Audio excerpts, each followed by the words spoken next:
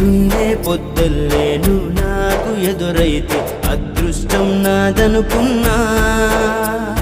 సాయంత్రం వేళల్లో నా బతుకు నీడల్లో నా దీపం నీవనుకున్నా. నా వెలుగంత తీసుకెళ్ళి చీకట్లో కలిపేశావే, నా ఆశల్ని మోసుకెళ్ళి చితిలోన కాల్చేశావే. తల్లి తల్లి నా చెట్టి తల్లి నా ప్రాణాల పోయాయమ్మా.